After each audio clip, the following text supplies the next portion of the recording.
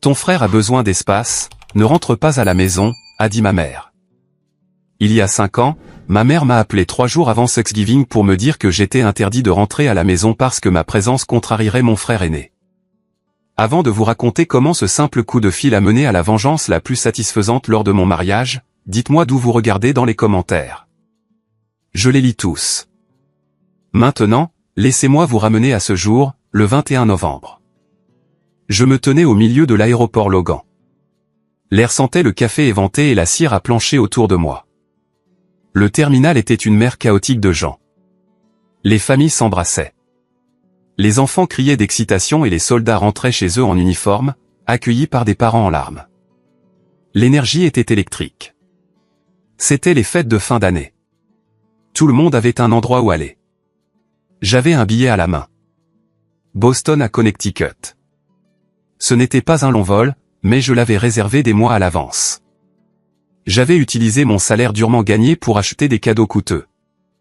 Une écharpe en cachemire pour ma mère, un kit d'outils de montre vintage pour mon père, et même une mallette en cuir haut de gamme pour mon frère, Lucas. J'essayais. Dieu sait que j'essayais. Mon téléphone a vibré.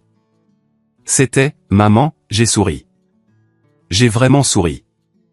Je pensais qu'elle appelait pour me demander si je voulais une tarte aux noix de pécan ou à la citrouille. « Salut maman ». J'ai répondu, déplaçant mon bagage à main sur mon autre épaule. Je suis sur le point de passer la sécurité. Je serai là pour le dîner. Il y eut un silence à l'autre bout. Un silence froid et lourd que je connaissais trop bien.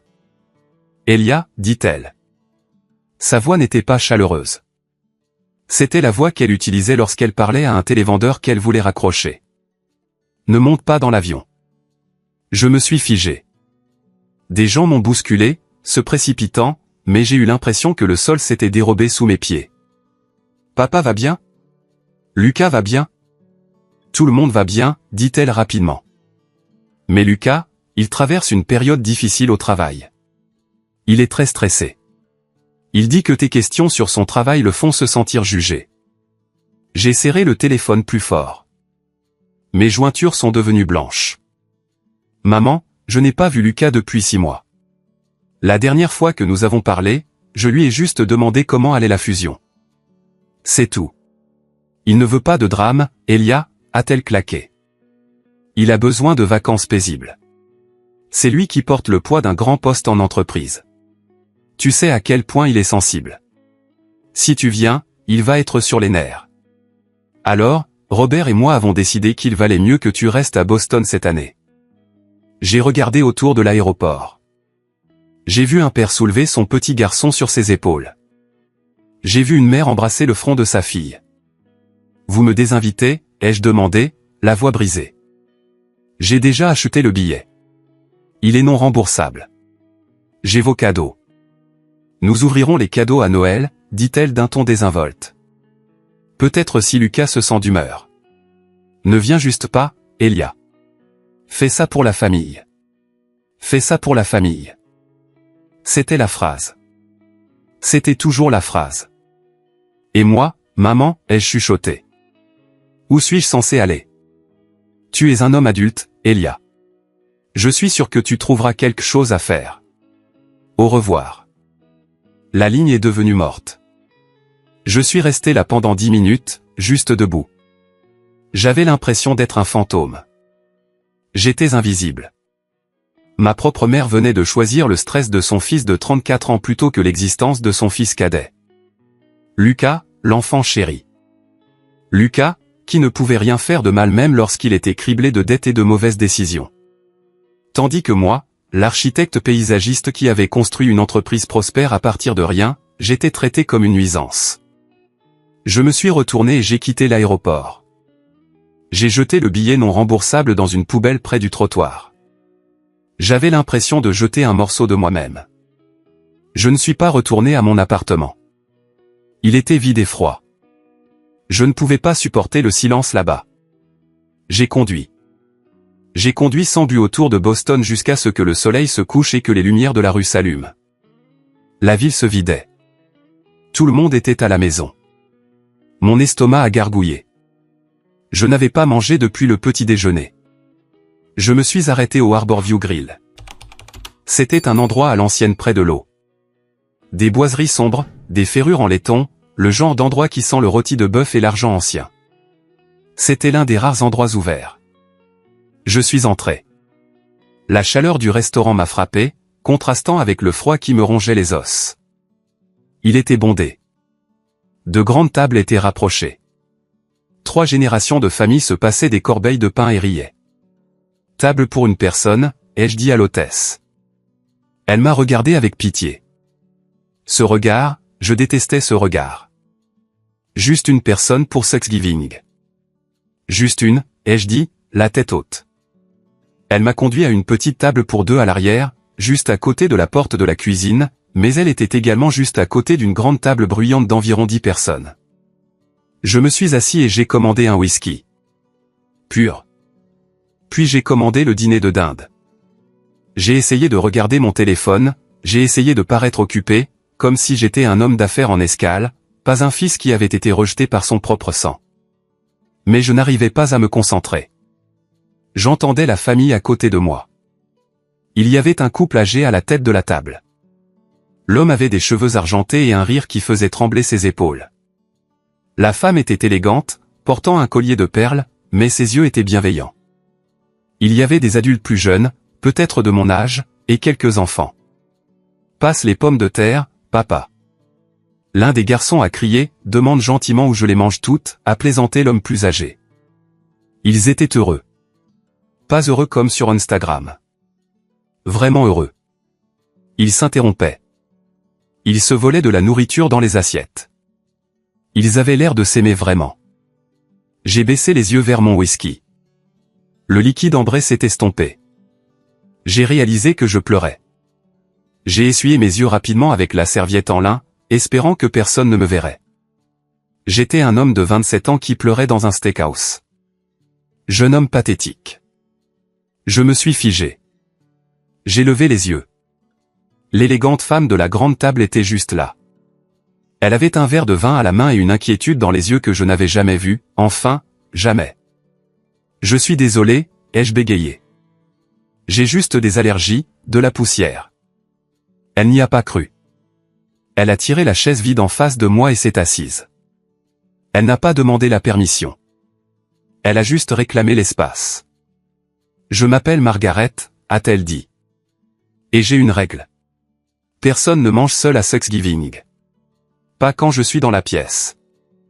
Je m'appelle Elia, ai-je dit, en m'essuyant à nouveau le visage. Je ne veux vraiment pas m'immiscer, Margaret. Vous avez une famille charmante. Ils sont charmants, a-t-elle convenu, en les regardant. Bruyants, mais charmants, et il y a beaucoup de place. Mon mari Arthur a commandé assez de dinde pour nourrir une petite armée. Il le fait toujours. Elle m'a regardé. Elle m'a vraiment regardé. Ce n'était pas de la pitié. C'était de la reconnaissance. Pourquoi êtes-vous ici, Elia, a-t-elle demandé doucement. Je ne sais pas pourquoi je lui ai dit. Peut-être parce que je le retenais depuis 20 ans. Peut-être qu'une étrangère est plus sûre que la famille. Ma mère m'a appelé à l'aéroport, ai-je dit, la voix tremblante. Elle m'a dit de ne pas rentrer à la maison. Mon frère ne voulait pas de drame. Les yeux de Margaret se sont rétrécis. Un éclair d'acier est apparu derrière la gentillesse. Drame? Oui, c'est comme ça qu'il m'appelle. Drame. Parce que j'existe. Margaret s'est levée. Elle a tendu la main. Eh bien, Elia, leur perte est notre gain. Prends ton verre. Tu changes de table. J'ai hésité. Êtes-vous sûr? Je ne veux pas créer de malaise. La seule chose embarrassante, a-t-elle dit fermement, c'est que tu sois assis ici près de la porte de la cuisine alors que nous avons une place vide à côté d'Arthur. Il adore parler et tous les autres à table ont entendu ces histoires 1000 fois. Tu me ferais une faveur. Je me suis levé. Mes jambes tremblaient. J'ai suivi l'étrangère jusqu'à la grande table. L'homme plus âgé, Arthur, a levé les yeux. Il n'avait pas l'air confus. Il avait l'air ravi. Arthur, a dit Margaret, posant une main sur son épaule. Voici Elia. Il se joint à nous. Arthur s'est levé. Un homme grand et imposant qui se déplaçait avec une grâce qui suggérait le pouvoir. Il a tendu une main de la taille d'un gant de receveur. « Bienvenue à bord, Elia », a-t-il tonné. « Aimes-tu la viande foncée ou la viande blanche ? Parce que si tu dis blanche, tu peux tout avoir. Je suis plutôt un homme de jambes. » La table a éclaté de rire. Quelqu'un a tiré une chaise. Quelqu'un d'autre a versé du vin dans un verre neuf. Une assiette de farce est apparue devant moi avant même que je ne m'assoie. J'ai regardé ces étrangers. Il y a 10 minutes, j'étais orphelin. Maintenant, j'étais assis entre un juge à la retraite et un graphiste nommé Ben, en train de passer la sauce au canneberge. « Alors, Elia » a dit Arthur, en coupant sa dinde. « Que fais-tu dans la vie ? Ou es-tu un agent secret ?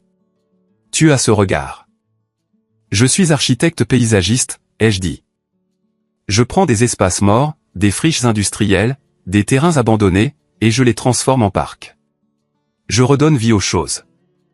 Arthur a arrêté de mâcher. Il m'a regardé avec un intérêt sincère. Restauration. C'est un travail noble. Un travail difficile qui demande de la vision. Pendant les 2 heures suivantes, personne ne m'a demandé pourquoi j'étais seul. Personne ne m'a jugé. Ils m'ont juste inclus. Ils ont posé des questions sur mes arbres préférés. Ils se sont disputés sur le football. Ils ont taquiné Ben à propos de sa nouvelle moustache. Pour la première fois de ma vie, je n'étais pas le bouc émissaire. Je n'étais pas le drame. J'étais juste Elia. Et tandis que je regardais Margaret de l'autre côté de la table, la voyant sourire à sa famille, je ne savais pas quelle était la mère de la femme que j'épouserais un jour, je ne savais pas que ce dîner était la première brique des fondations de ma nouvelle vie. Tout ce que je savais, c'est que la dinde n'avait plus le goût de cendre. Elle avait le goût de l'espoir. Le dîner au Harborview Grill était bruyant, chaotique et merveilleux. Mais chaque fois que les rires s'estompaient une seconde, mon esprit dérivait. C'était comme un élastique qui se rétractait vers une vieille blessure. Assis là, entouré par la chaleur de la famille Sterling. Le contraste avec ma propre famille, les Thatcher, était si vif qu'il me faisait physiquement mal. Arthur Sterling racontait une histoire de son temps sur le banc. J'ai vite appris qu'il était un juge de cour supérieure à la retraite, un homme de loi. Alors l'avocat se lève, a dit Arthur, gesticulant avec sa fourchette. Et il dit, « Votre honneur, mon client n'a pas volé la voiture. Il l'a simplement empruntée pour une durée indéterminée sans permission. Pouvez-vous croire ça ?» La table a éclaté de rire. Arthur m'a regardé, m'impliquant. « Elia, dans ton travail, si tu plantes un arbre sur la mauvaise ligne de propriété, est-ce que c'est emprunter le terrain ? C'est un empiètement, ai-je dit en souriant. Et cela mène généralement à un procès. Exactement. Arthur a frappé la table avec joie. La précision compte. L'intégrité compte. Précision. Intégrité. Des mots que mon père, Robert, n'avait jamais compris. Mon esprit est revenu à mes 16 ans. J'avais participé au concours d'art de l'État du Connecticut.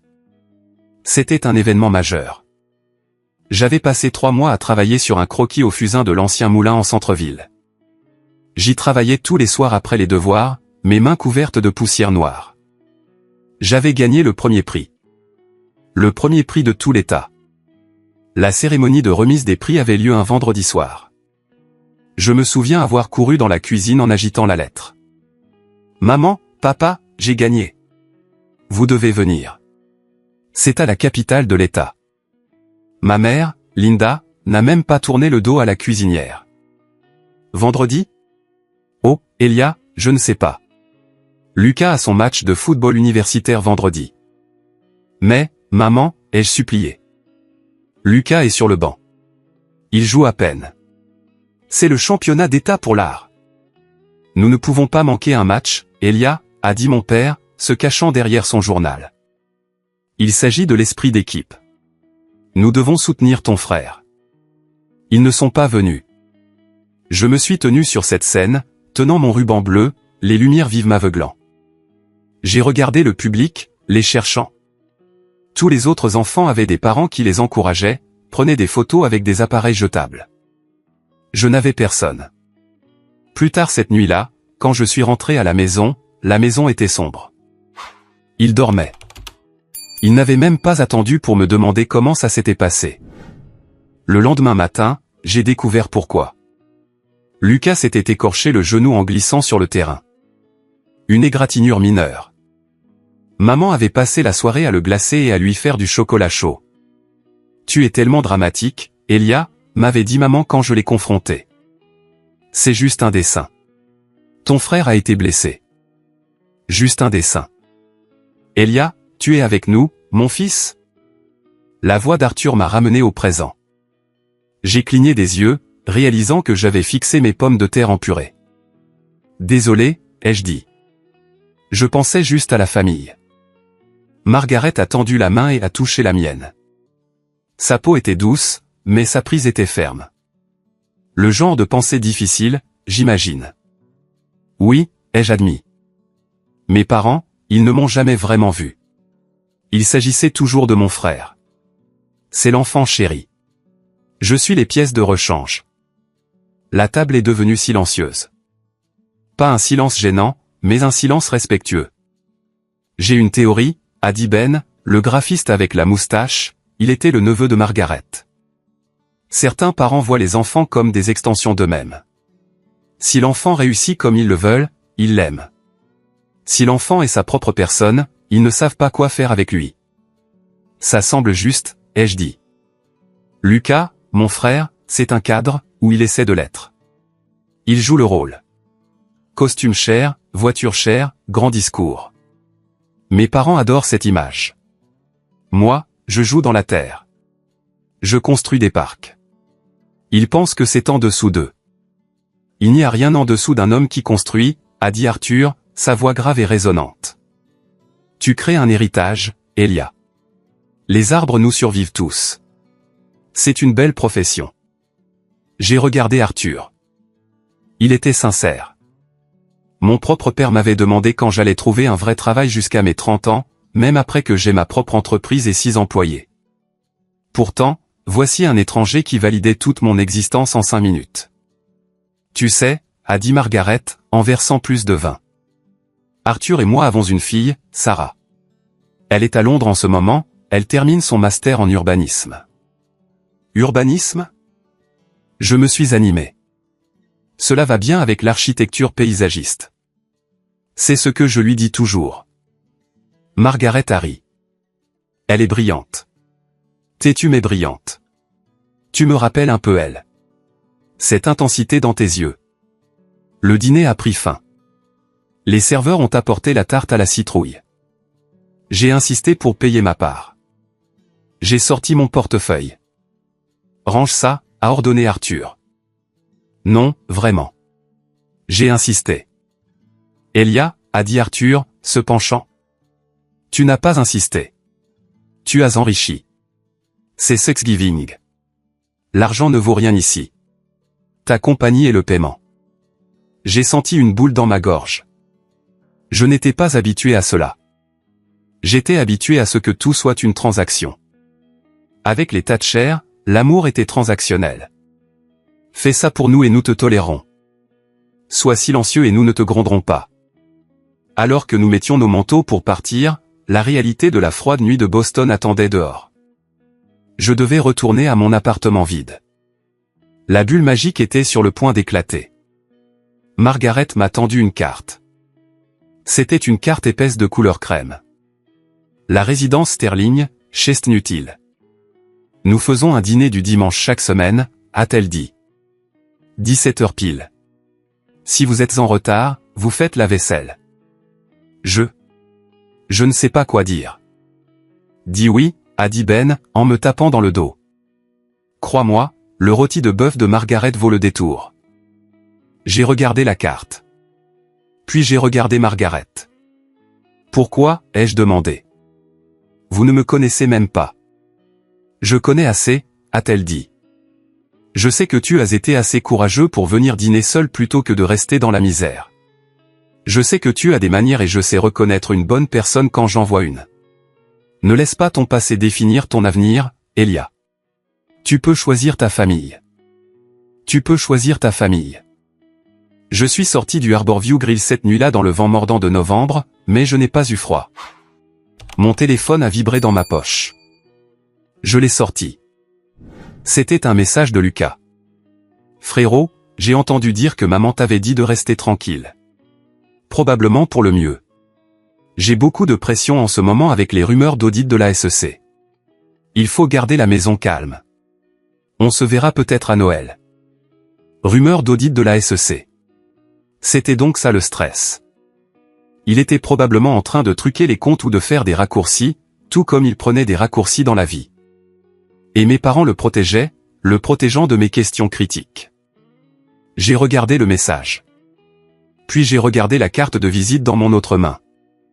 Je n'ai pas répondu à Lucas. Je n'ai pas appelé maman pour implorer le pardon. Je suis monté dans mon camion, j'ai démarré le moteur, et je suis rentré chez moi pour la première fois depuis des années. Je n'ai pas ressenti le poids écrasant du rejet. J'ai ressenti la légèreté de la libération. Il m'avait désinvité. Très bien. Il n'avait pas réalisé qu'en fermant la porte, il m'avait forcé à en trouver une nouvelle, une meilleure. J'ai placé la carte de Margaret sur mon tableau de bord. Dimanche à 17 h. J'y serai. 2 ans. C'est le temps qu'il faut pour changer complètement une vie si l'on est prêt à faire le travail. J'ai commencé à aller chez les Sterling tous les dimanches. Au début, je me sentais comme un imposteur. Je garais mon Ford F-150 boueux à côté de la berline impeccable d'Arthur et me sentais comme le jardinier, mais ils ne m'ont jamais traité ainsi. Arthur m'a appris à jouer aux échecs dans son bureau. Margaret m'a appris à faire sa marinade secrète. Ben et moi sommes devenus des amis de Jim. J'ai arrêté d'attendre l'appel des Thatcher. Et ce qui est drôle, c'est qu'ils l'ont à peine remarqué. Je recevais un SMS occasionnel de maman, « Tu es vivant » ou « Lucas a un nouveau bateau ». Je répondais par un seul mot, oui ou bien. J'affamais la bête. J'ai arrêté de leur donner la réaction émotionnelle dont ils se nourrissaient. Puis Sarah est rentrée à la maison. C'était un dimanche pluvieux de mars.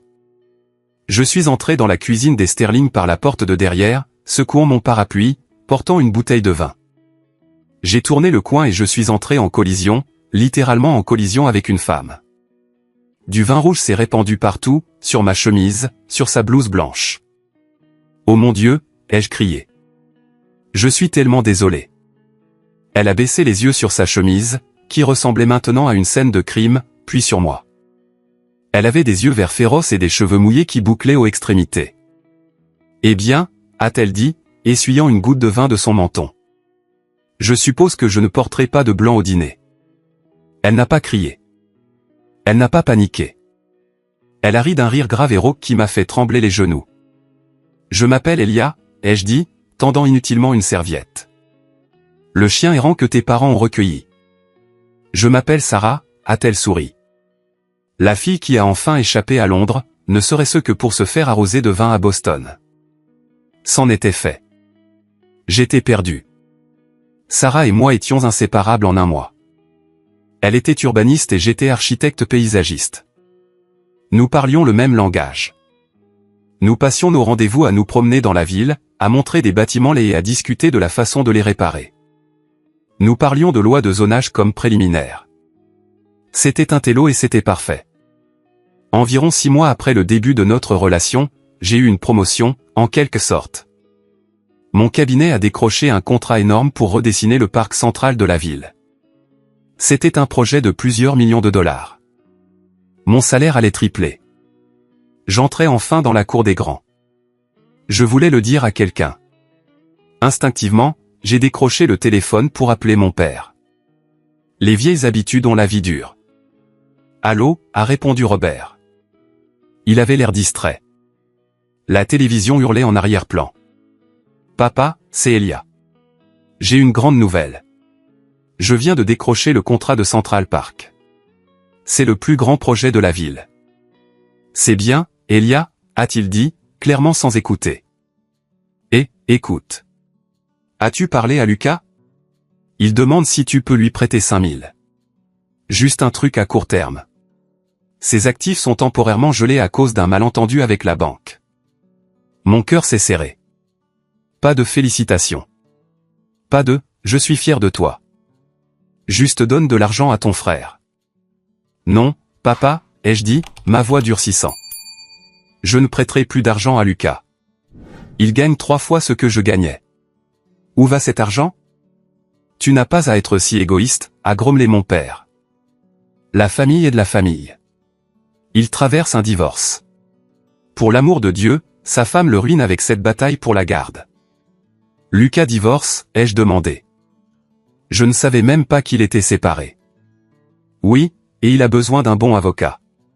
C'est pourquoi il a besoin de l'argent. Allez, Elia. Sois le plus grand.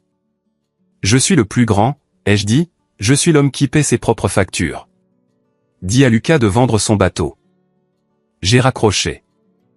Mes mains tremblaient. Mais cette fois, ce n'était pas de la tristesse. C'était de la clarté. Je me suis tourné vers Sarah, qui était assise sur le canapé en train de lire des plans. Elle a vu mon visage et a immédiatement posé les papiers. Les Thatcher, a-t-elle demandé.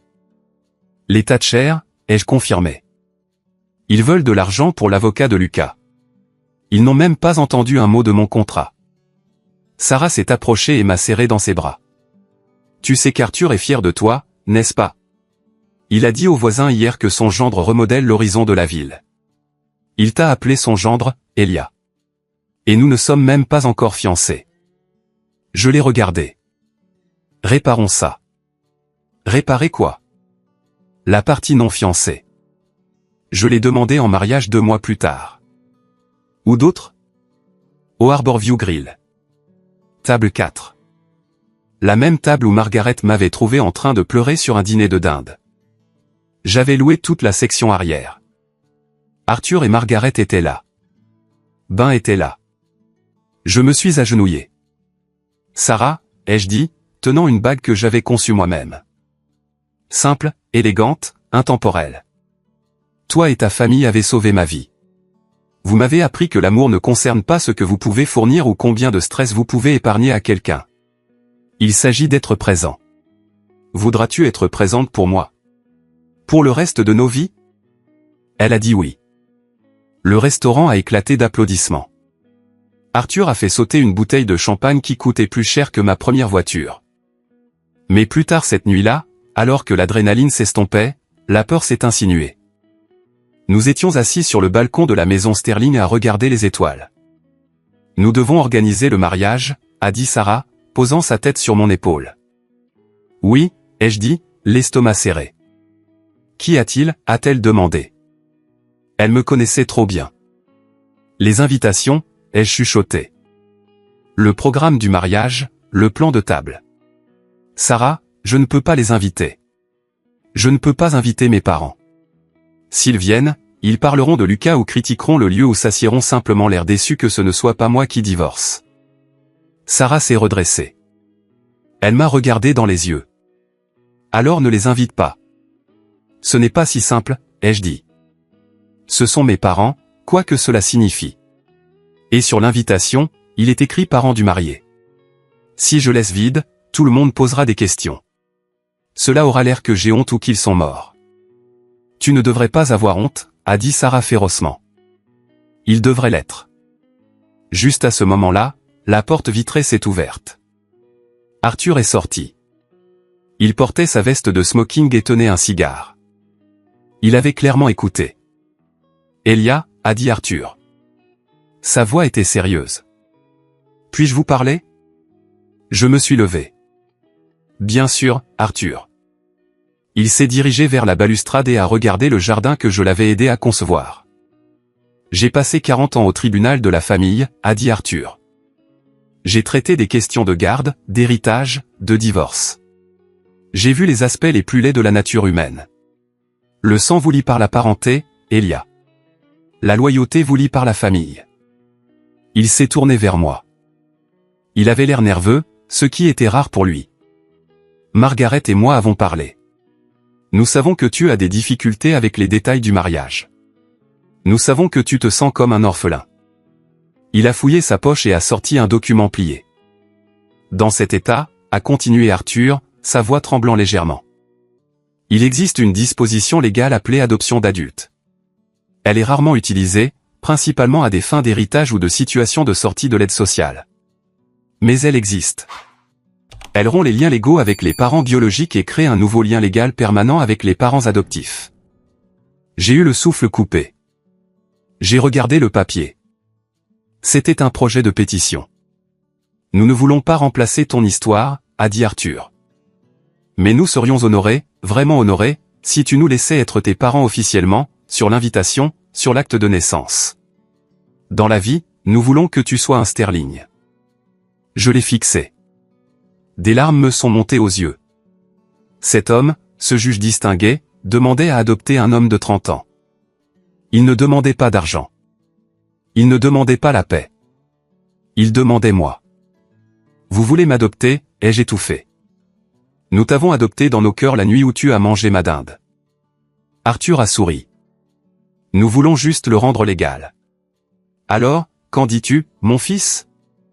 J'ai regardé Sarah. Elle rayonnait, des larmes coulant sur son visage. Oui, ai-je dit. Oui, 1000 fois. Oui. Arthur m'a serré dans ses bras, me craquant les côtes. Bienvenue à la maison, Elia Sterling. Je ne le savais pas alors, mais la signature de ces papiers allait déclencher une réaction en chaîne qui ferait exploser toute ma famille biologique. La tempête arrivait, et j'étais enfin prêt pour elle. L'audience d'adoption fut privée, digne et profonde. Ce ne fut pas dans une salle d'audience stérile, mais dans le cabinet de l'un des anciens collègues d'Arthur, le juge Henderson. Il n'y eut pas de drame, juste quelques signatures, un coup de stylo, et Elia Thatcher cessa d'exister. Elia Sterling naquit. Quand le marteau du juge frappa le bureau, tape, je sentis un poids physique se lever de mes épaules. C'était une sensation étrange. J'avais un nouvel acte de naissance en cours de traitement. J'étais désormais légalement l'héritier de la succession Sterling. Non pas que l'argent m'intéressât. Ce qui importait, c'était l'héritage d'un nom qui signifiait quelque chose. Honneur, respect, amour. Nous célébrâmes avec un déjeuner tranquille. Mais alors que nous trinquions, une pensée lancinante me tiraillait. Les Thatcher ne savaient pas. Dois-je leur dire, ai-je demandé à Arthur. Tu ne leur dois aucune notification, a dit Arthur, sirotant son thé glacé. C'est un registre public techniquement, mais à moins qu'ils ne le cherchent, ils ne le sauront pas. Tu es un homme libre. Je ne veux juste pas qu'ils viennent au mariage en pensant qu'ils ont encore des droits. Nous nous occuperons de la sécurité du mariage. Ben a promis. J'ai engagé des policiers hors service. Si Lucas se présente pour essayer d'emprunter de l'argent aux invités, il se fera taser. Nous avons ri. Mais j'aurais dû mieux savoir. Les secrets dans les familles comme les Thatcher ne restent pas secrets. Ils s'enveniment. La fuite est venue de la source la plus improbable, tante Patricia. Patricia était la sœur de mon père. Elle était la seule personne respectable de la lignée Thatcher. Elle m'avait envoyé des cartes d'anniversaire quand mes parents oubliaient. Elle avait essayé de me défendre quand j'étais enfant, seulement pour être rabrouée par Linda. Je lui avais envoyé une invitation, juste à elle. Je la voulais là. Une semaine après l'envoi des invitations. Un beau papier cartonné épais qui disait, avec leurs parents, Arthur et Margaret Sterling, mon téléphone a explosé. C'était un mardi soir. J'étais dans mon appartement. Je gardais toujours ma place en ville pour les nuits de travail tardives. Emballant les dernières boîtes pour déménager dans la maison que Sarah et moi avions achetée. On a frappé à la porte. Pas un coup, un martèlement. J'ai regardé par le Judas. Mon sang s'est glacé. C'était Linda. Ma mère. Elle avait l'air dérangée. Ses cheveux étaient ébouriffés par le vent. Son manteau était mal boutonné. Elle tenait un morceau de papier froissé. Mon invitation de mariage. J'ai hésité à ne pas ouvrir, mais je savais qu'elle crierait jusqu'à ce que les voisins appellent la police. J'ai pris une profonde inspiration, déverrouillé le pêne dormant, et ouvert la porte. « Que faites-vous ici » ai-je demandé calmement. Je n'ai pas reculé. J'ai bloqué l'entrée. « Espèce de petit bâtard ingrat » a-t-elle hurlé. Elle a essayé de me dépasser, mais je suis resté immobile comme un mur de pierre. Qui sont ces gens? Qui sont Arthur et Margaret Sterling? Ce sont mes parents, ai-je dit. Je suis ta mère, a-t-elle crié, son visage devenant rouge et tacheté. Je t'ai mis au monde. Je t'ai élevé. Comment oses-tu envoyer une invitation à Patricia et pas à nous? Et pourquoi est-il écrit leur nom? Parce qu'ils paient le mariage. J'ai partiellement menti. Je payais la moitié. Il payait l'autre moitié. Et parce qu'il me traite comme un fils. C'est une question d'argent? Linda a ricané. Ses yeux ont parcouru mon appartement, observant les cartons d'emballage haut de gamme, les meubles chers que j'avais acquis. Tu t'es trouvé un sugar daddy?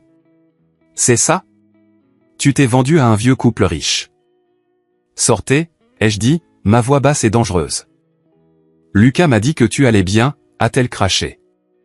Nous avons vu ton nom dans le journal à propos du projet du parc. Nous allions t'appeler, tu sais. Nous allions te pardonner pour Thanksgiving. Me pardonner?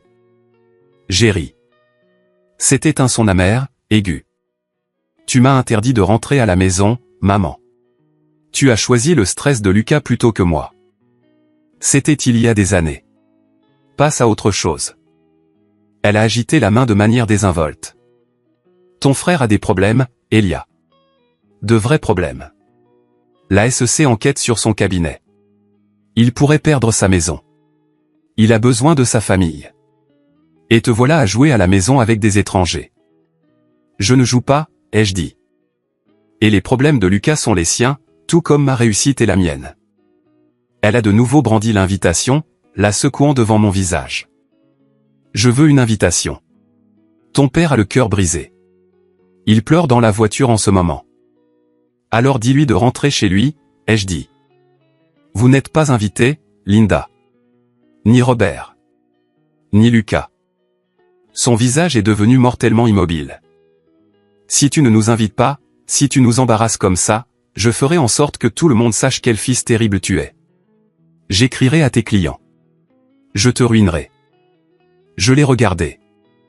Je l'ai vraiment regardé. Je n'ai pas vu une mère.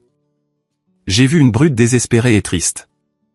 Vous ne pouvez pas me ruiner, ai-je dit doucement. Parce que je ne suis plus Elia Thatcher.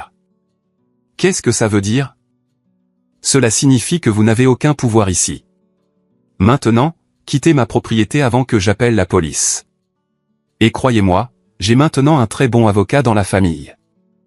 Je lui ai claqué la porte au nez. Je me suis appuyé contre le bois, écoutant.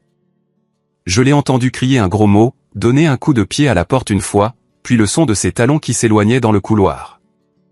Je me suis effondré au sol. Mes mains tremblaient, non pas de peur, mais d'adrénaline. Je l'avais fait. J'avais tenu tête au monstre sous mon lit. J'ai sorti mon téléphone et j'ai appelé la sécurité du lieu de mariage. Doublez la garde, leur ai-je dit. Et j'ai besoin de vous donner 3 noms et photos à mettre sur la liste des personnes interdites d'accès. Je pensais que c'en était la fin. Je pensais qu'une porte verrouillée et une liste de sécurité suffiraient. Mais j'avais sous-estimé l'audace des Thatcher. Ils ne voulaient pas seulement assister au mariage. Ils voulaient récupérer leur propriété et ils allaient attendre le moment le plus public possible pour le faire. Le jour du mariage fut parfait. Un après-midi de juin clair et vif dans la Napa Valley. Nous avions fait venir tout le monde dans un domaine viticole. C'était élégant, ça sentait le jasmin et le chêne vieilli. Je me tenais à l'hôtel dans mon smoking, regardant Sarah descendre l'allée. Elle ressemblait à un ange. Arthur l'a conduite, rayonnant de fierté. Quand il m'a atteint, il ne l'a pas juste remise. Il m'a serré dans ses bras. Prends soin d'elle, mon fils, a-t-il chuchoté. Avec ma vie, ai-je promis. La cérémonie fut magnifique. Nous avons échangé des vœux que nous avions écrits nous-mêmes. J'ai promis de construire une maison où personne ne se sentirait jamais comme un plan de secours. Sarah a promis d'être toujours mon refuge. Puis vint la réception. Elle se tenait dans un immense pavillon aux murs de verre surplombant les vignes. Des chandeliers étincelaient au-dessus. Des serveurs se déplaçaient silencieusement avec des plateaux de champagne. Nous étions assis à la table d'honneur, Sarah et moi au centre, Arthur et Margaret à ma droite. La salle était remplie de 200 invités, collègues, amis, la famille élargie de Sarah. C'était une salle pleine d'amour. Je venais de prendre une gorgée d'eau quand j'ai vu l'agitation à l'entrée arrière. 2 gardes de sécurité bloquaient la porte, mais ils étaient bousculés. C'étaient eux. Lucas était en tête, portant un costume trop brillant, l'air maniaque.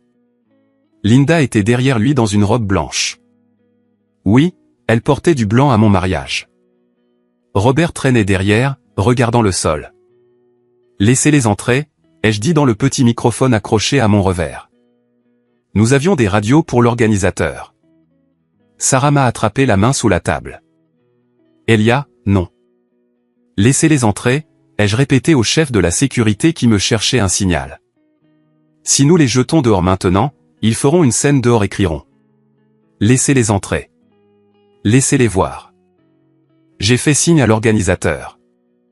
Mettez-les à la table 19. La table 19 était la table de débordement. Elle était au fond du coin, à côté des portes battantes de la cuisine, exactement là où j'étais assis au Harborview Grill 5 ans auparavant. Justice poétique. Les Thatcher sont entrés comme s'ils possédaient l'endroit. Linda a scanné la pièce, ses yeux affamés. Elle a vu l'opulence, les fleurs chères, les invités bien habillés. Elle a vu la richesse à laquelle elle se sentait en droit. Ils se sont assis à la table 19. J'ai vu Lucas se disputer avec un serveur, exigeant probablement un meilleur vin. Je ne les ai pas regardés. Je me suis concentré sur ma femme. « Tu vas bien ?» a demandé Sarah. « Je suis parfait », ai-je dit.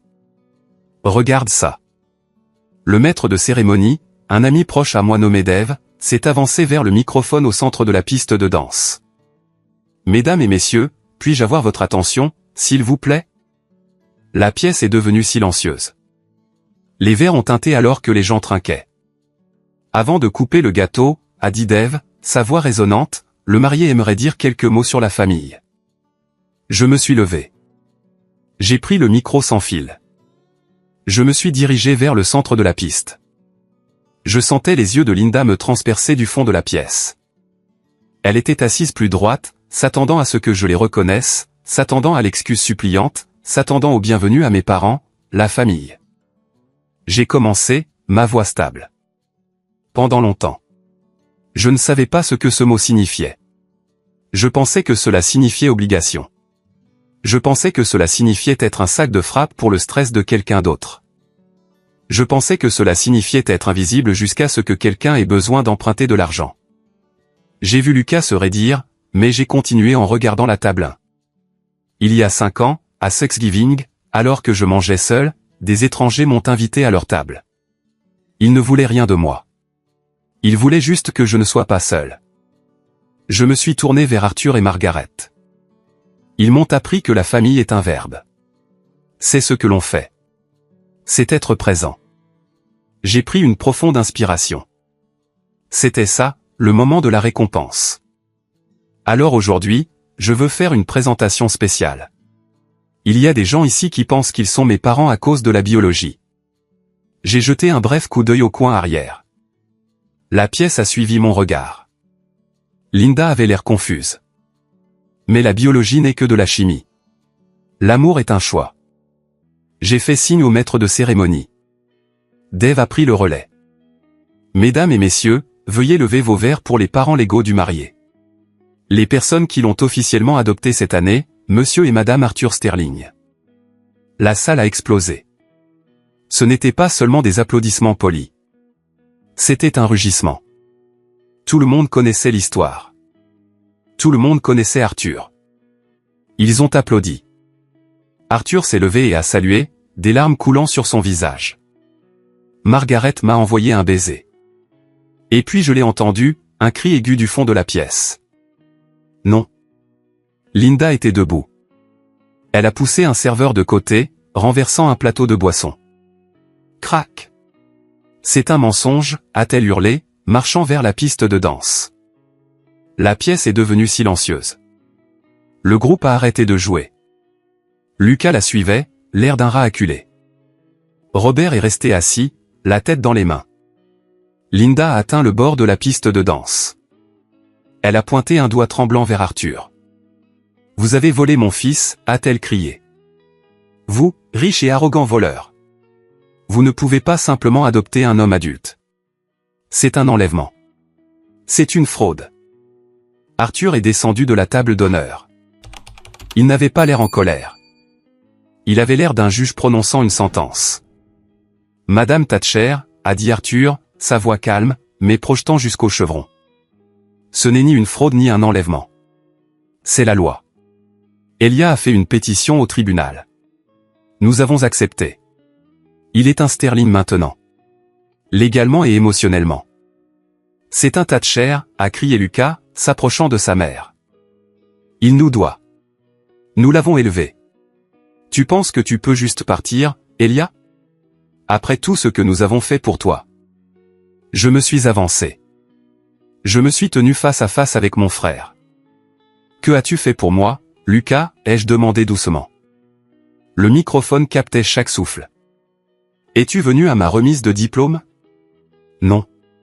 M'as-tu appelé quand j'ai démarré mon entreprise? Non. Tu n'as appelé que lorsque tu avais besoin d'argent pour ton avocat de divorce ou pour couvrir tes dettes de jeu. Je suis ton frère. Lucas a craché.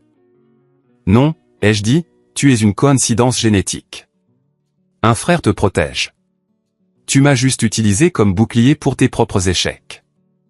Et toi, me suis-je tourné vers Linda. Tu as porté du blanc à mon mariage. Tu es venu ici sans invitation pour faire une scène parce que tu ne supportais pas que je sois heureux sans toi. Tu n'es pas venu pour me célébrer. Tu es venu pour revendiquer la propriété. Eh bien, je ne suis pas une propriété, Linda. Je suis un homme et je l'ai choisi. J'ai désigné les sterling. Je choisis les gens qui m'ont choisi. Linda a regardé autour de la pièce. Elle a vu des centaines de visages la fixant avec dégoût. Elle a vu les gardes de sécurité se rapprocher. Robert, a-t-elle hurlé, regardant la table 19. Fais quelque chose. Dis-lui. Mon père s'est levé lentement. Il a marché vers nous. Il avait l'air vieux. Tellement plus vieux que dans mes souvenirs. Il s'est arrêté devant moi. La pièce a retenu son souffle. Papa, ai-je dit, non. Il a regardé Linda. Puis il a regardé Lucas. Puis il m'a regardé. La voix de Robert s'est brisée. Je pense que nous devrions partir, Linda. Quoi? Linda a haleté. Nous ne sommes pas les bienvenus ici, a chuchoté Robert. Et nous ne méritons pas d'être ici. Parle pour toi. Lucas a hurlé. Je ne pars pas avant d'avoir ma part. Il est riche maintenant. Il doit à la famille. Ce fut le coup de grâce. Tout le monde l'a entendu. Il s'agissait toujours de l'argent. Arthur a fait signe à la sécurité. Sortez-les maintenant. De grands hommes sont intervenus. Ils ont attrapé Lucas par les bras alors qu'il se débattait. Ils ont escorté une Linda en pleurs et hurlante vers la sortie. Ce n'est pas fini, a-t-elle crié alors qu'on la traînait dehors. Vous le regretterez. Robert a marché derrière eux. Il s'est arrêté à la porte, m'a regardé une dernière fois, puis a disparu dans la nuit. Le silence dans la pièce était lourd. Puis Sarah s'est approchée de moi. Elle a pris le microphone.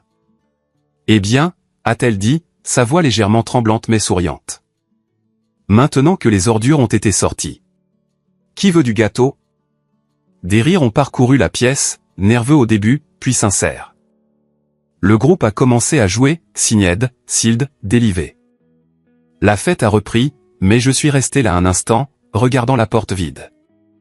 Mon cœur battait la chamade, mais il ne souffrait pas. L'infection était partie.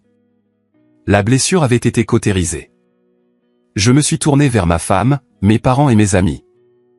Dansons, ai-je dit. L'adrénaline de la confrontation m'a porté pendant le reste de la réception. Nous avons dansé, nous avons bu, nous avons ri. Mais alors que la nuit se terminait et que les invités commençaient à se diriger vers les navettes, la réalité s'est imposée. Il était 1h du matin. Sarah était à l'étage dans la suite nuptiale, se changeant de sa robe. Je suis sorti sur le parking pour prendre l'air. Le vignoble était silencieux maintenant, les grillons chantaient dans l'air frais de Californie. J'ai vu une silhouette solitaire assise sur un banc près du stand de voiturier. C'était Robert. Mon premier instinct a été de faire demi-tour et de rentrer à l'intérieur. Je ne voulais pas l'entendre. Je ne voulais pas d'excuses, mais quelque chose m'a arrêté. Peut-être était-ce l'affaissement de ses épaules. Peut-être était-ce le fait qu'il était seul. Linda et Lucas n'étaient nulle part. Je me suis approché, le gravier crissant sous mes chaussures de ville. Il a levé les yeux. Ses yeux étaient rouges et gonflés. Il tenait une cigarette éteinte, la faisant rouler entre ses doigts.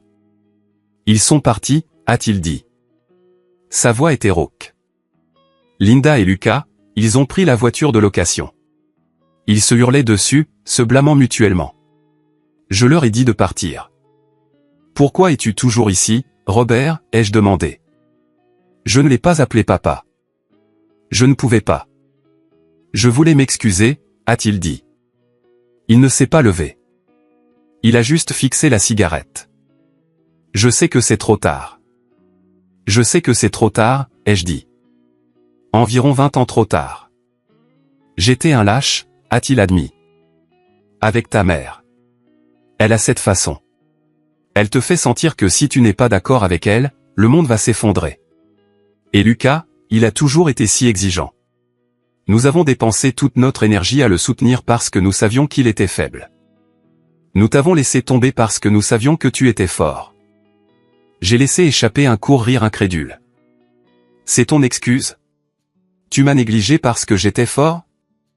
Ce n'est pas une excuse, a-t-il dit, des larmes coulant enfin. C'est une confession.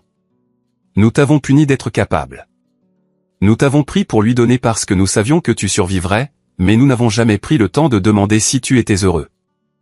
Il m'a regardé alors, un regard brut et brisé. Quand j'ai vu cet homme, Arthur, prendre ta défense. Quand je l'ai vu te regarder avec cette fierté, j'ai réalisé que je ne t'avais jamais regardé de cette façon. Et ça m'a tué, Elia. Ça m'a tué. Je me tenais là, regardant l'homme qui m'avait donné la moitié de son ADN et aucune de son temps. Une partie de moi voulait le serrer dans mes bras. Une partie de moi voulait crier. J'apprécie ce que vous dites, ai-je dit finalement. Mais des excuses ne réparent pas les fondations, Robert. Vous les avez regardées me déchirer pendant des années. Vous avez regardé Linda me bannir de Thanksgiving. Vous avez regardé Lucas voler mon enfance. Et vous êtes resté derrière votre journal. Je sais, a-t-il sangloté. Je sais. Je suis content que vous sachiez, ai-je dit. Mais je suis un sterling maintenant et j'ai une femme à retrouver. Vous devriez appeler un Uber. Je me suis retourné et je suis parti. Je n'ai pas regardé en arrière. Ce fut la chose la plus difficile que j'ai jamais faite, quitter un vieil homme en pleurs, mais c'était nécessaire. Je posais une limite. Je brisais le cycle. Les quelques semaines suivantes furent un tourbillon de bonheur, de lune de miel et de paperasse légale. Nous sommes allés à Bora Bora. Nous avons éteint nos téléphones. Pendant 10 jours, les Thatcher n'ont pas existé. À notre retour, la réalité nous attendait. Mais cette fois, la dynamique avait changé. L'équilibre des pouvoirs s'était complètement inversé. Lucas a essayé de me contacter, pas moi, mais Arthur. J'étais un après-midi au bureau d'Arthur. Il m'aidait à examiner des contrats pour mon entreprise quand sa secrétaire a appelé. « Monsieur Sterling », a-t-elle dit. « Il y a un monsieur Lucas Thatcher à la ligne 1. Il dit que c'est urgent concernant une opportunité d'investissement. » Arthur m'a regardé. Il a levé un sourcil. « Mets-le sur haut-parleur », a dit Arthur. « Monsieur Sterling. » La voix de Lucas est venue, lisse et désespérée. « Tellement content de vous joindre. Tout d'abord, mes excuses pour le petit malentendu au mariage. Passion familiale, vous savez. Les émotions sont vives. »« Que voulez-vous, monsieur Thatcher ?» a demandé Arthur, sa voix froide comme la glace. « Eh bien, monsieur, je sais que vous êtes un homme d'affaires. J'ai une opportunité fantastique dans une start-up technologique. Retour sur investissement garanti de 20%. J'ai pensé que puisque nous sommes pratiquement de la famille maintenant. Je n'y croyais pas. L'illusion, l'audace, Arthur a ri. Ce n'était pas un rire agréable. Monsieur Thatcher, a dit Arthur, laissez-moi être clair. Nous ne sommes pas de la famille. Nous ne sommes pratiquement rien. vous avez maltraité mon fils pendant 3 décennies. Si jamais vous me contactez, ma femme ou Elia à nouveau, je déposerai une ordonnance restrictive si rapidement que votre tête tournera. Et j'ai encore beaucoup d'amis sur le banc qui aimeraient entendre parler de vos problèmes d'audit de la SEC. Silence à l'autre bout. N'appelez plus jamais ici. Arthur a raccroché. Il m'a regardé et m'a fait un clin d'œil. Ça fait du bien. Vous n'avez aucune idée, ai-je dit. Mais le vrai divorce d'avec la famille s'est produit en silence. J'ai changé de numéro. J'ai bloqué leurs emails. J'ai retiré de mes amis les singes volants, les cousins et tantes, à l'exception de Patricia, qui ont essayé de me faire culpabiliser. J'ai construit un mur non pas pour empêcher les gens d'entrer, mais pour maintenir la paix. Un soir, environ un mois après le mariage, j'étais assis dans mon nouveau salon avec Sarah. Nous regardions les photos de mariage. Il y avait une photo que le photographe avait parfaitement capturée. C'était pendant le toast. Je levai mon verre en regardant Arthur et Margaret. Ils me regardaient avec un amour pur et sans mélange. En arrière-plan, flou, on pouvait voir les dos flous des Thatcher emmenés par la sécurité. C'était un chef-d'œuvre. Tu sais, a dit Sarah, traçant mon visage sur la photo. Tu as l'air différent ici. Différent comment? Plus léger, a-t-elle dit. Comme si tu ne portais plus un sac à dos rempli de pierres. Je l'ai posé. Je l'ai finalement posé, ai-je dit, en l'embrassant la main. 1 an plus tard, il existe un type de silence spécifique que je n'ai jamais connu avant cette année.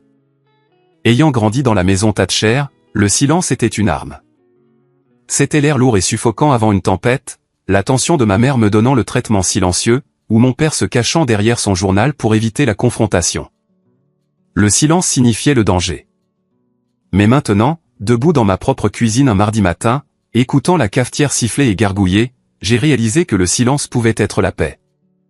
Cela pouvait être le son d'une vie qui n'attend pas que l'autre chaussure tombe. Ma vie s'était transformée d'une manière qui semblait presque onirique, mais qui était ancrée dans la réalité solide du travail acharné. Le projet Central Park était terminé. C'était un chef-d'œuvre de rénovation urbaine. Des espaces verts reconquérant le béton, des sentiers de promenade traversant ce qui était autrefois un quartier industriel en déclin. J'avais assisté à la cérémonie d'inauguration aux côtés du maire. Et quand j'ai regardé la foule, je n'ai pas cherché Linda ou Robert. J'ai cherché Sarah, qui se tenait au premier rang, la main posée sur son ventre, me souriant. Nous avions acheté une maison en banlieue, une coloniale des années 1920 qui avait besoin de beaucoup d'amour. C'était parfait. Je passais mes week-ends à poncer les planchers et à replanter le jardin, transformant le sol négligé en quelque chose de vibrant. Mais comme l'énonce la 3e loi de Newton, à chaque action correspond une réaction égale et opposée. Tandis que ma vie s'élevait, la vie que j'avais laissée derrière moi était en chute libre. La nouvelle concernant Lucas n'est pas venue d'un SMS familial. Elle est venue du Wall Street Journal. J'étais assis dans le bureau d'Arthur un soir, jouant notre partie d'échecs hebdomadaire quand Arthur a fait glisser le journal sur le bureau en acajou. Il n'a pas dit un mot. Il a juste tapoté le titre de la page précédente. Le directeur financier de Vertex Holdings inculpé dans une vaste affaire de détournement de fonds. Je l'ai ramassé. Mes mains n'ont pas tremblé. J'ai ressenti une étrange curiosité détachée. L'article détaillait comment Lucas Thatcher, le directeur financier, avait truqué les comptes pendant 3 ans pour couvrir des dettes de jeux personnels et un mode de vie somptueux qui dépassait de loin son salaire. L'enquête de la SEC, le stress que ma mère avait utilisé comme excuse pour me bannir de Thanksgiving, avait abouti. Lucas risquait 5 à 10 ans de prison fédérale. Il a perdu la maison, a dit Arthur doucement, déplaçant sa pièce. La banque l'a saisi hier et sa femme, la deuxième, a demandé le divorce ce matin. Elle demande la garde exclusive. J'ai fixé la photo de mon frère dans le journal. Il avait l'air hagard. L'arrogance avait disparu, remplacée par le regard terrifié d'un homme qui réalisait que les règles s'appliquaient enfin à lui. Et mes parents, ai-je demandé. Ils ont utilisé leur fonds de retraite pour payer sa caution, a dit Arthur. Ils vont probablement perdre leur maison aussi. Ils ont misé sur le mauvais cheval, Elia. J'ai reposé le journal. Il y a 1 an, cette nouvelle m'aurait brisé. J'aurais ressenti de la culpabilité. Ressenti le besoin de me précipiter pour les sauver. J'aurais été le bouc émissaire docile, offrant ma propre stabilité pour réparer leur mythe. Mais pas aujourd'hui. Échec, ai-je dit, déplaçant ma tour. Arthur a souri, un sourire sincère et fier. Échec et mat en 3 coups. Tu deviens dangereux, mon fils. Ce soir-là, en rentrant chez moi, il y avait une lettre dans la boîte aux lettres. Pas d'adresse d'expéditeur, mais j'ai immédiatement reconnu l'écriture. Elle était irrégulière, frénétique. Linda. Je me tenais près de la poubelle dans le garage. Mon pouce planait au-dessus du seau. Sarah est sortie, tenant une tasse de thé. Elle a vu l'enveloppe et a su.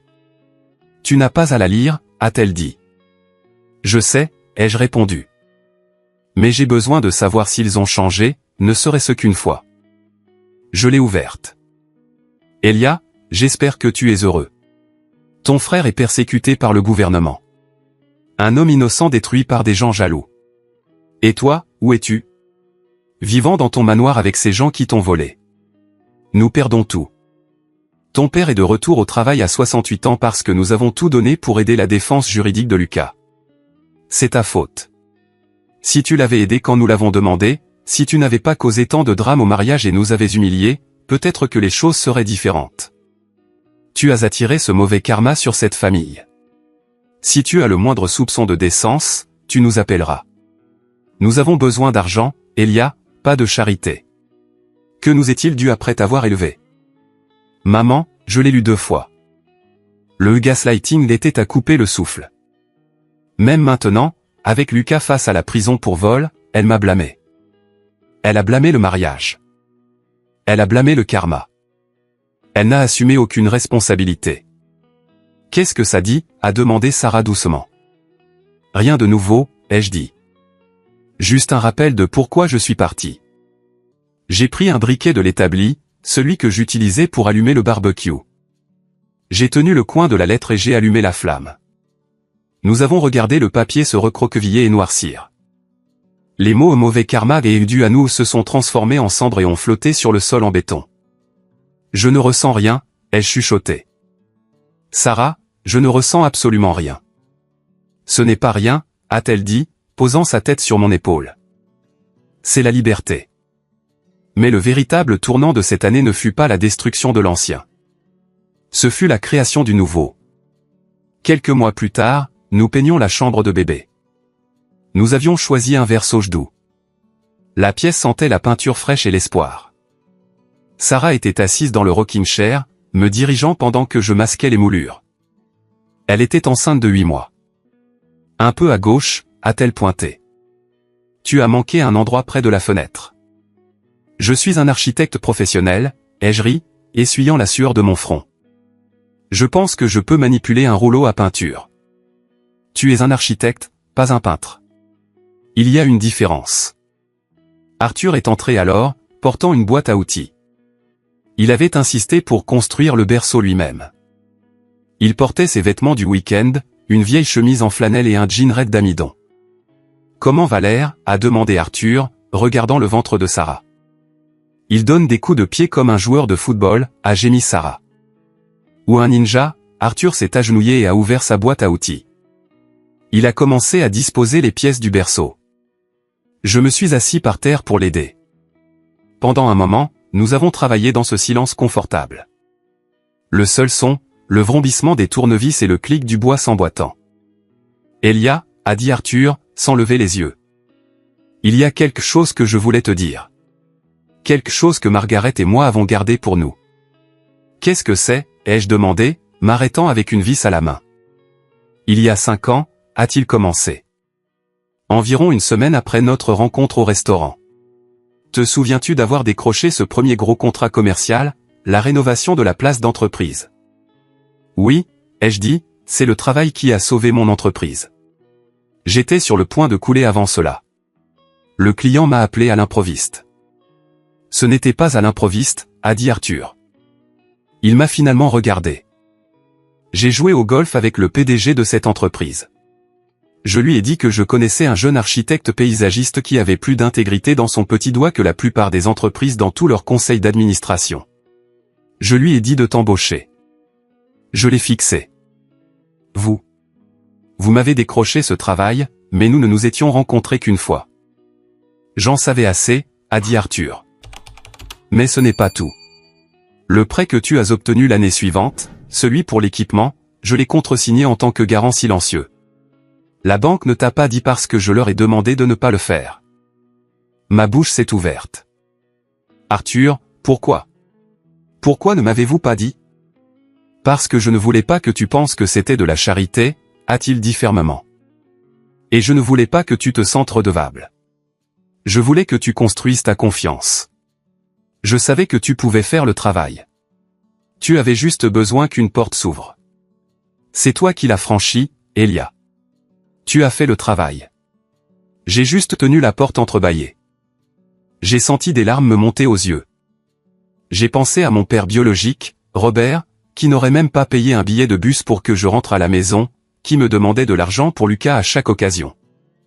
Et voici Arthur, un homme qui avait secrètement utilisé sa réputation et sa richesse pour me soutenir, ne demandant rien en retour, pas même de crédit. Vous avez cru en moi, ai-je étouffé, avant même que je ne croie en moi-même. C'est ce que fait un père, a dit Arthur simplement. Il a ramassé la balustrade du berceau. Maintenant, donne-moi cette clé hexagonale. Ce bébé ne va pas dormir par terre. Je lui ai tendu l'outil, mais je n'ai pas pu arrêter la vague d'émotion. Je me suis penché et je l'ai serré dans mes bras, là, sur la toile de protection couverte de taches de peinture verte. Il m'a serré en retour, sentant la sueur et l'allspice. Merci, ai-je chuchoté. De rien, mon fils, a-t-il dit. Maintenant, finissons ce berceau. Ta mère apporte des lasagnes, et si nous n'avons pas fini, elle nous fera la morale à tous les deux. Cette nuit-là, allongé dans mon lit à côté de Sarah, sentant le bébé bouger contre ma main, j'ai réalisé quelque chose de profond. Lucas avait passé toute sa vie à courir après un héritage qu'il pensait mériter. Il a triché. Il a volé. Il a manipulé. Et à la fin, il s'est retrouvé sans rien. J'avais passé ma vie à penser que je ne valais rien. Je n'attendais rien. Et en étant simplement honnête, en étant assez courageux pour manger seul, ce jour de Thanksgiving, j'avais hérité du monde. Ce Thanksgiving encore, 5 ans jour pour jour depuis que je me suis assis seul au Harborview Grill. La maison est remplie de l'odeur de la dinde rôtie, de la farce à la sauge et de la fameuse tarte aux noix de pécan de Margaret. L'air est chaud et épais de rire. Je me tiens à la tête de la table à manger dans notre maison. C'est une longue table faite de chêne recyclé. Je l'ai construite moi-même. Il y a 12 personnes assises. Arthur est à l'extrémité, portant une cravate ridicule sur le thème de la dinde. Margaret est à côté de lui, tenant un verre de chardonnay, riant de quelque chose que Ben dit. Tante Patricia est venue du Connecticut. Elle est assise à côté de Sarah, l'air plus heureuse que je ne l'ai jamais vue. Et dans la chaise haute juste à côté de moi se trouve Léo, mon fils. Il a 10 mois.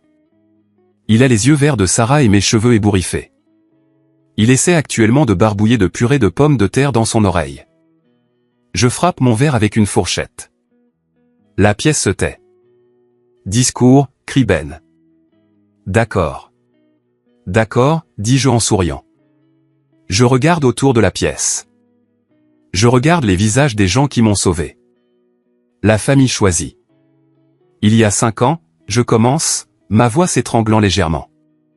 J'étais assis dans un restaurant à environ 10 miles d'ici, regardant une famille dîner. Je pleurais dans une serviette parce que je pensais avoir tout perdu. Je pensais que j'étais indigne d'être aimé. Sarah tend la main et serre la mienne. Je ne savais pas que la famille que je regardais deviendrait ma famille. Je ne savais pas que la gentillesse des étrangers guérirait une vie entière de blessures. Je regarde Léo, qui tape maintenant sa cuillère sur le plateau. J'ai fait une promesse à moi-même à l'époque. Je dis en regardant mon fils, que si jamais j'avais une famille à moi, personne n'aurait jamais à deviner où il se tenait. Personne ne saurait jamais le drame. Personne ne serait le bouc émissaire. J'ai levé mon verre. Alors, à ceux qui se présentent. À ces parents qui choisissent d'aimer, pas seulement ceux qui partagent l'ADN. Et à la table 19 du Harborview Grill. La meilleure place de la maison. Ici. Ici. Arthur tonne. Nous buvons. Nous mangeons. Le niveau sonore monte. C'est chaotique. C'est désordonné. C'est parfait. Plus tard cette nuit-là, après que les invités soient partis et que le lave-vaisselle fredonne sa chanson rythmée, je tiens Léo dans le rocking chair de la chambre de bébé. La pièce est sombre, éclairée seulement par une veilleuse. Il dort, sa petite tête lourde reposant sur ma poitrine. Je peux sentir son rythme cardiaque contre le mien. Je pense à Lucas assis dans une cellule ou un foyer de réinsertion quelque part. Je pense à Linda et Robert probablement assis dans un petit appartement silencieux, blâmant le monde pour leur malheur. Je ne ressens plus de colère. Je ne ressens même plus de pitié. Ce ne sont que des personnages d'un livre que j'ai fini de lire il y a longtemps. J'embrasse le front de Léo. Tu n'auras jamais à gagner mon amour, Léo, je chuchote dans l'obscurité. Tu n'as pas besoin d'être un génie, un artiste ou un athlète. Tu as juste besoin d'être toi. Je ne te ferai jamais concourir pour mon affection. Je ne choisirai jamais le confort de quelqu'un d'autre plutôt que ton existence. Il soupire dans son sommeil, un son de pur contentement. J'ai alors réalisé que la vengeance ne consiste pas à crier sur les gens lors d'un mariage. Elle ne consiste pas en des victoires légales ou à voir ses ennemis tomber. La vraie vengeance, c'est d'être heureux.